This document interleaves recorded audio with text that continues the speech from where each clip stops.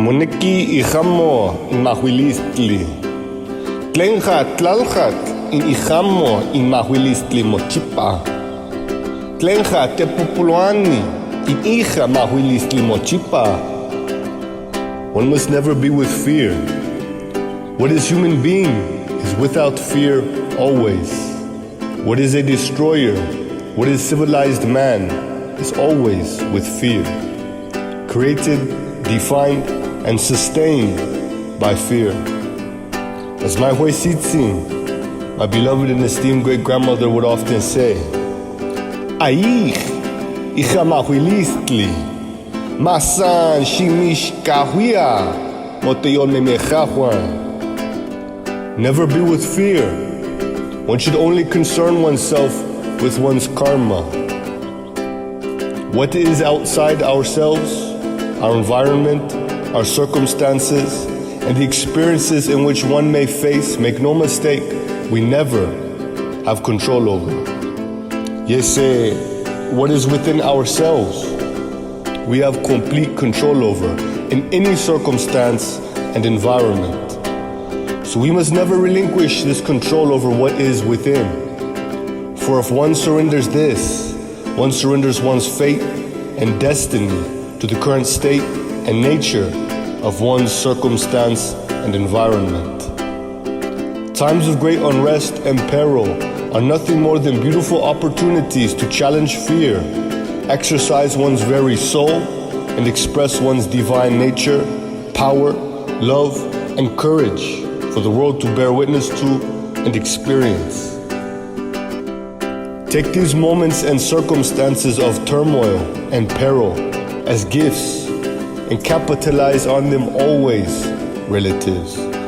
For fear is nothing more than a limited state of awareness created by disconnection, ignorance, misunderstanding. When one expands one's bounds of perception and awareness, ignorance and its byproduct fear is vanquished like darkness in the presence of light. Why is one afraid? Is it death you fear, relatives?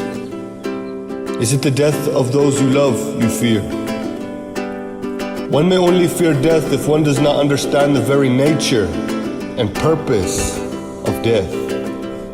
The process in which serves as the instrument of liberation of the soul from temporary incarnative circumstances, environments, and vessels in which have already served their incarnative purposes and functions, which will now ultimately lead to one's reincarnation and the next leg of one's soul's journey. Now, if one is aware of this, if one is not ignorant to the purpose and very nature of death, but still fears death, then one must simply fear the repercussions of the unrighteous, inverted, meek, and shallow nature of the life one has lived or is living. If one has lived life fully, focused on the perfection of one's very soul, with courage and without fear, one meets her time of death like a hunter meets his petlat, his bedroll in the evening after a long day's sacrifice of energy, with grace and with awaited excitement. Like the inhaling lungs eagerly await the exhale. Is it pain of death one fears? Starvation, poverty, perhaps war, loss? One may only fear any circumstance and the experiences contained within a particular circumstance if one is ignorant to the very purpose and nature of physical life here in Tamoanchan and the higher laws, modes, and mechanisms in which give purpose to, form to, and function to all life and all physical experience one may and will experience within this plane. Because if one understood this, one would fully grasp the fact that all circumstance and experience serve one and serve to complete and perfect one's very soul. Does not even the burning of one's hand on hot coals as a child serve the growth of the child and in the child's state of ignorance of the very nature of fire? Is this not so? Is this not a necessary step for growth and development for those whom reach to grab coal with the bare hand, irregardless of how uncomfortable this experience may be? The nature of the journey of the soul is sometimes like this. It is not linear, nor is it perfectly circular. It is morphogenic. It takes the shape, form, curve, length, width, and breadth necessary for the perfection of the soul whom is experiencing it or journeying it. For some, one may burn one's hand on hot coals and learn the very nature of the dynamic between flesh and fire after just this one experience. For others, one must burn oneself over and over. So I ask you,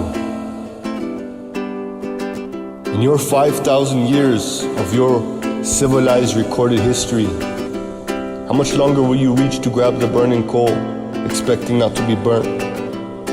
How many prophets, how many seers and sages must come to this place? And how many times repeat the same mantras, provide the same context and insight to liberate you from your current lowly and self-destructive state? When will you be done? When will you be finished with this cyclical, self-destructive path you are walking, relatives?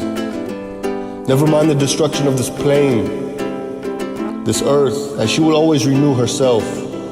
But please, I implore you, mind the destruction in which you will incur to your very soul as you willingly take part in the destruction of the world around you, the plants, the animals, and peoples whose destruction, misery, and pain you have rationalized okay to provide you the inverted, unnatural, and self-destructive civilized life of perverted manufactured affluence, overconsumption, gluttony, greed, and self-servitude and disconnection in which you have become accustomed to and now feel is owed to you. Wake up, relatives.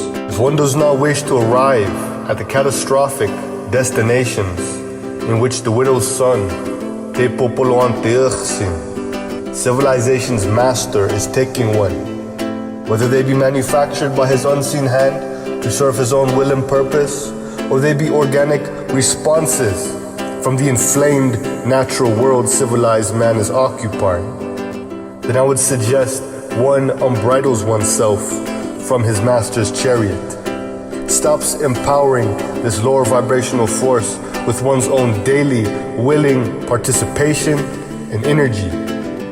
As every step one takes away from the bondage of civilization and its master is one step closer towards Creator, towards wholeness, oneness, balance, and liberation.